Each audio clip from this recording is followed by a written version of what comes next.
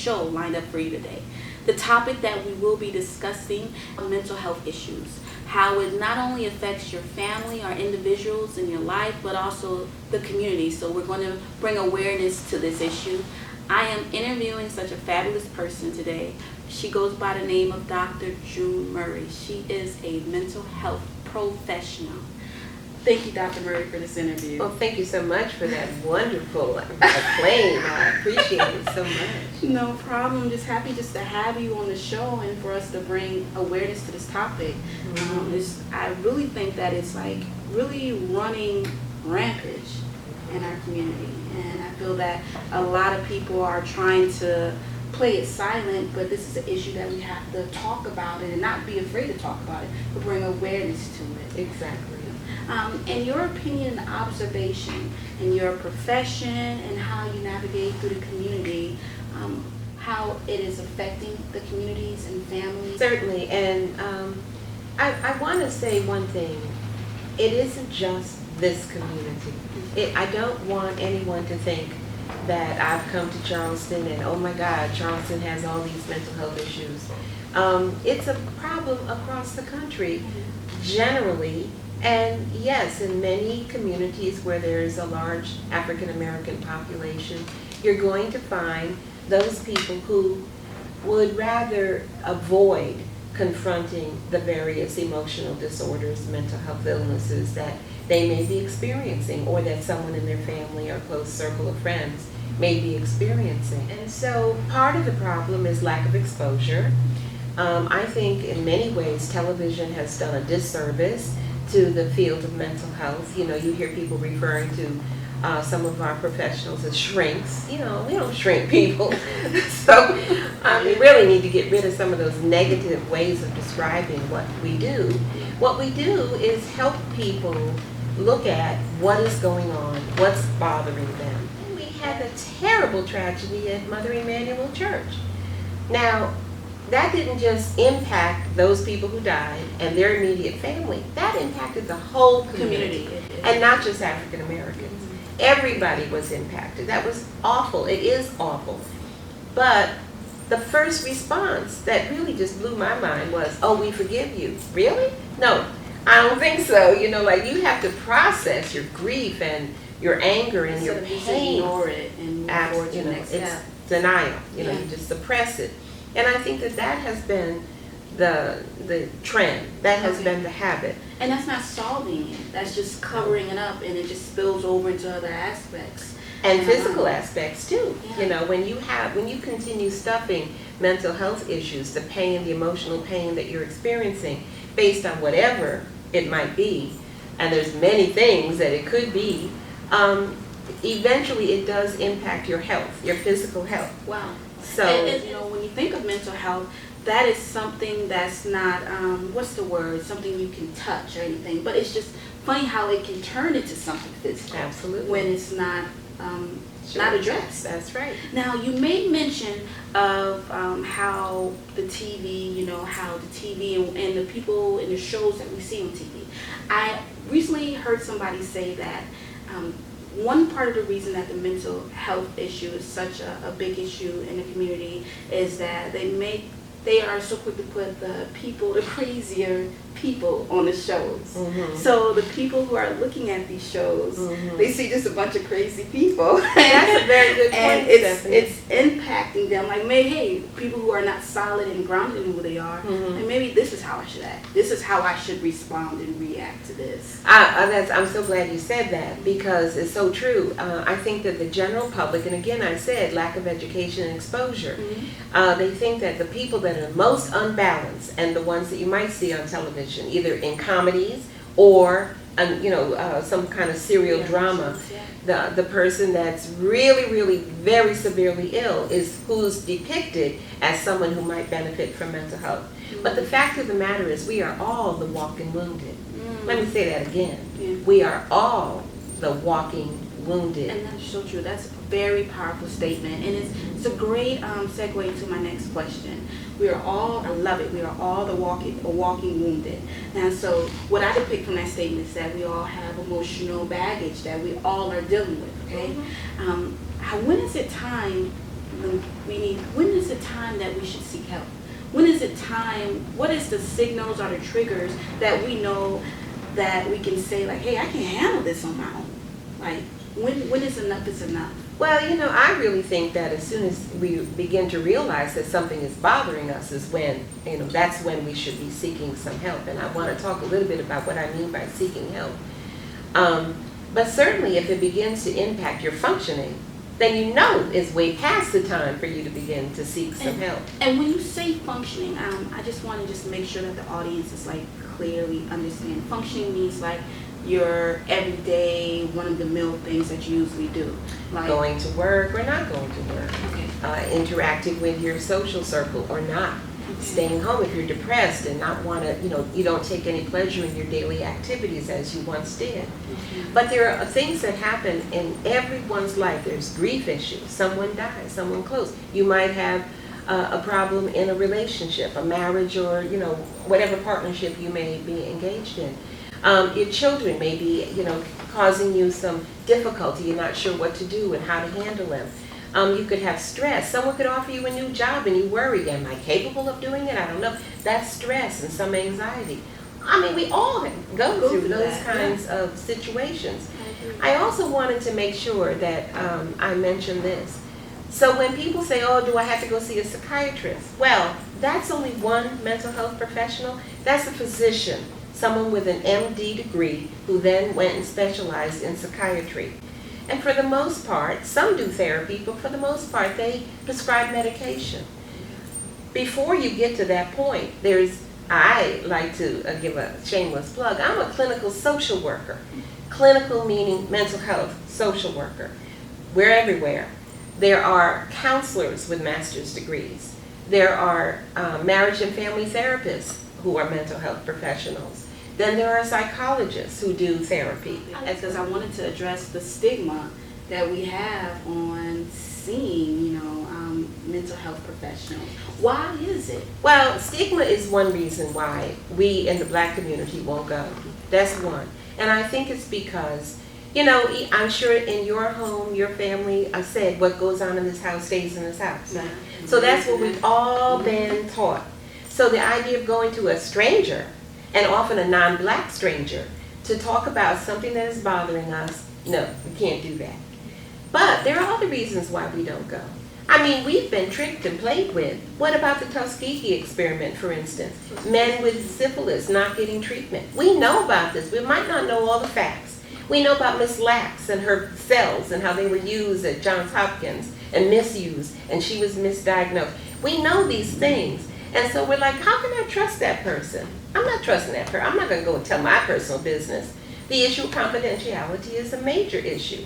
And so there's stigma. Mm-hmm. Oh, they're going to think I'm crazy, because it goes back to your original point. You got to really be unbalanced.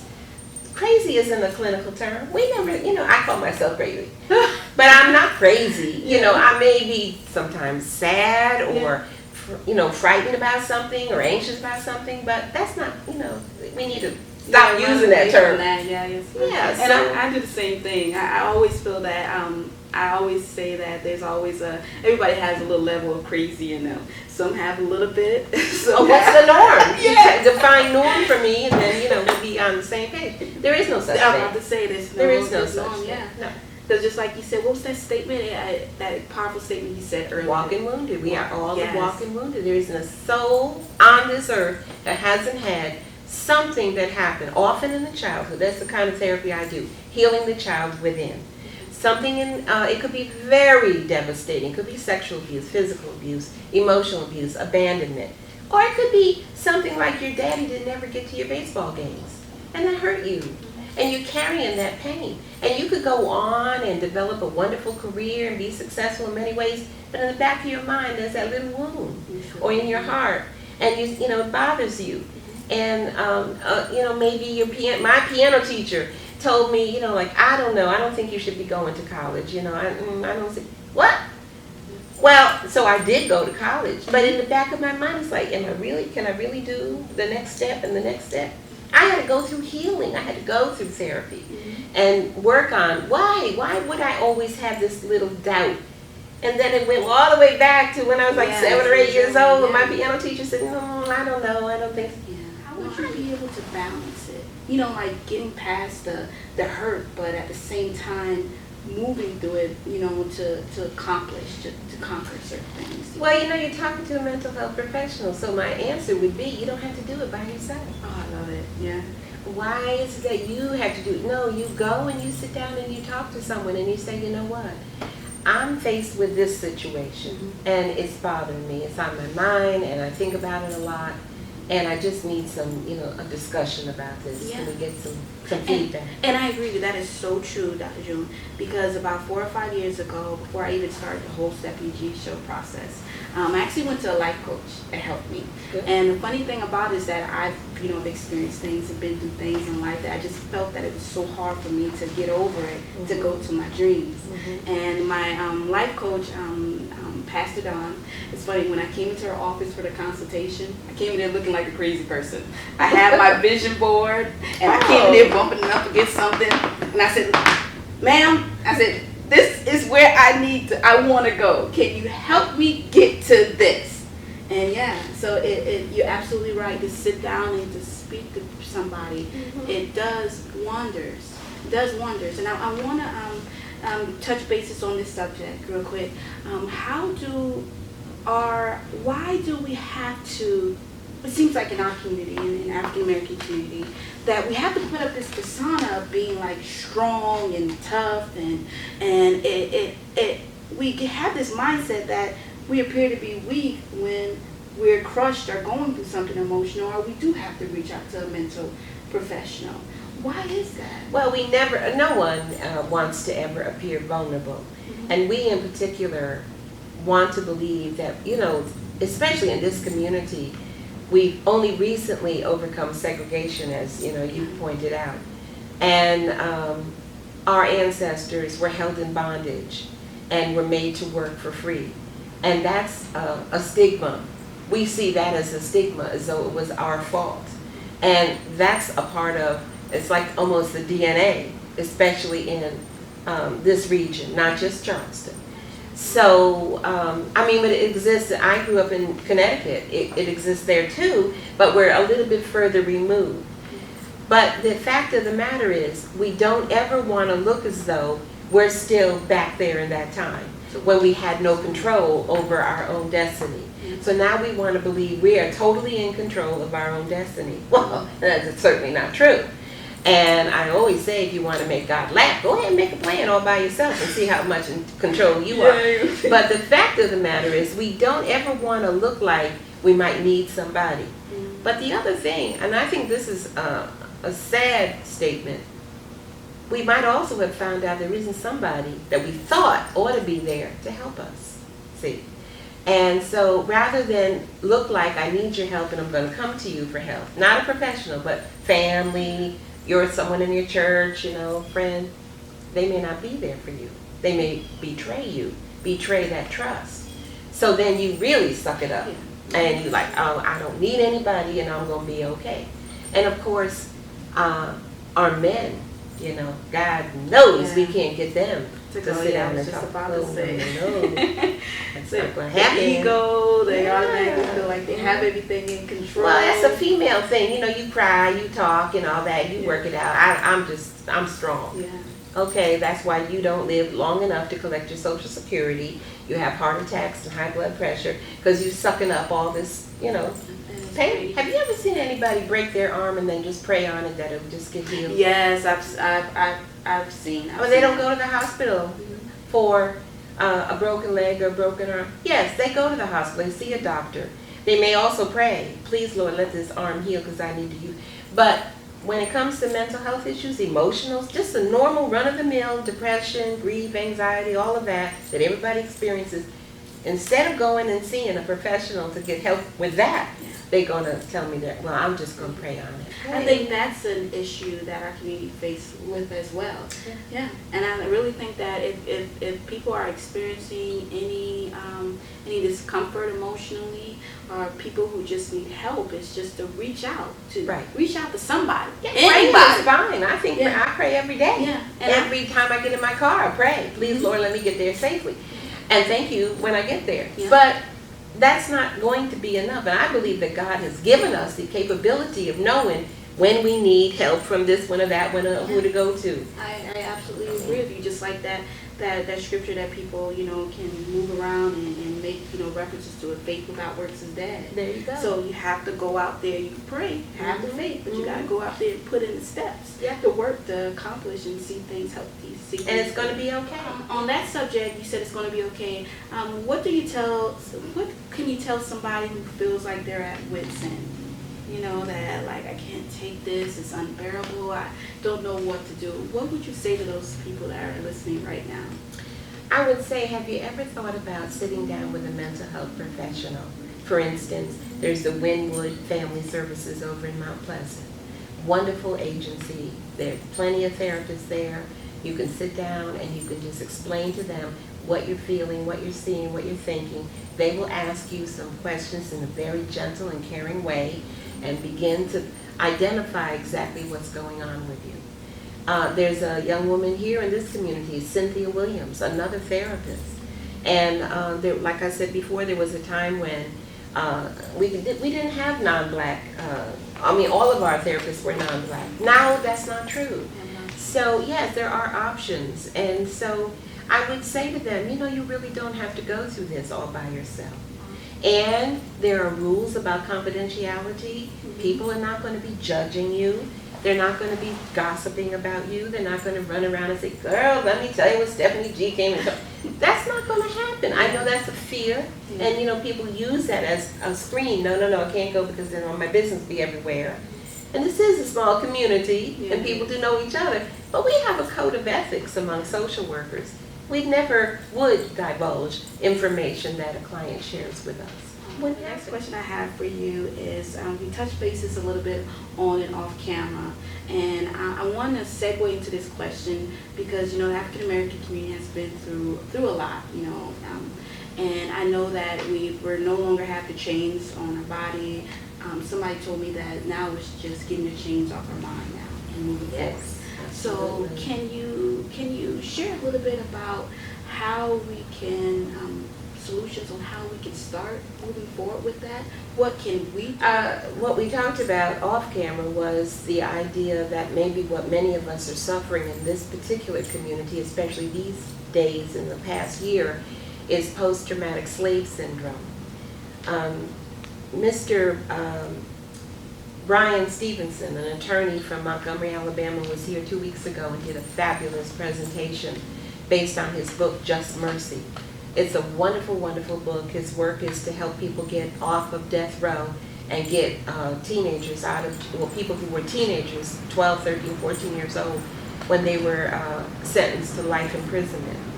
And he talked about the post-traumatic slave syndrome. And he said that what we needed to do was stop acting as though our ancestors weren't held in bondage and stop acting as though we are still facing racism and other forms of oppression, homophobia, sexism, all of that, elitism, anti-aging, ism. So we need to take away the screen and really face it head on and talk about it and begin to develop little groups where you talk about what happened in your family, what was your heritage, how did you find out, who did what, and so on and so forth. That's the first step. And then when you begin to really reveal those wounds that are still with us, then you have to learn how to heal. You start working towards healing process with the help of a professional, or like you went to a life coach. That's another great source. So talking about it and facing it. And I don't only mean the African Americans, because this is a problem that hit this whole community.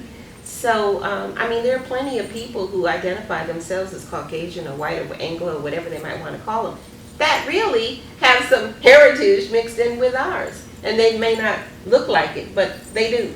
And they know what happened 200 years ago, 150 years ago, 50 years ago, and last June. They know about what happened. And they need to be part of that dialogue, part of that healing process. We all need to bring everybody to the table equally.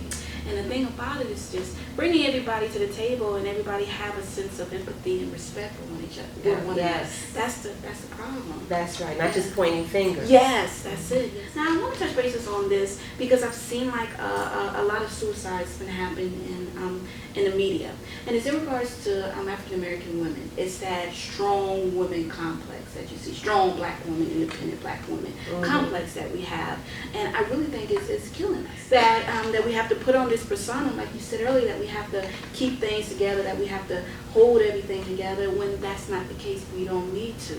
So I would love your opinion on that, and if anybody is listening, do you have any words of advice for them? They didn't have pictures of black people in these fairy tales, okay? But we believed that one day we were going to grow up and we were going to meet our Prince Charming. And he was going to make the world wonderful for us. And he was going to find us beautiful. Because otherwise we can't be beautiful unless he tells us we're beautiful. And of course the standard of beauty is not really what most of us look like. So we have a problem there, starting there. Now, if you believe that what happened in the fairy tale is going to happen in your life, and then here you are, a woman maybe with children, and Prince, where's Prince? Prince not there. Now, how come he's not there? Is because systematically he's been removed from our families. But he's not there. So he's frustrating, his absence frustrates the women that you're referring to. She has to do everything herself. She has to raise her children by herself. She has to work or try to find some way to subside. She has to be mommy and daddy and the independent, person to hold her household together.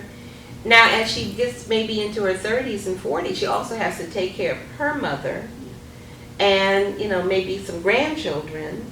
And after a while, it's just too much. But she's told, but you're it, you have to do these things. What happens if you don't? You can't just sit back and say, well, I just can't do it. You have to keep on. And so, yes, it's an increase, a tremendous increase nationwide of suicide of black and other women of color. Absolutely. But I'll tell you, the fastest growing rate of suicide is African American adolescent males. Wow. That's the fastest growing. And many times their suicide isn't like cutting their wrists or hanging themselves or shooting themselves. They defy the police.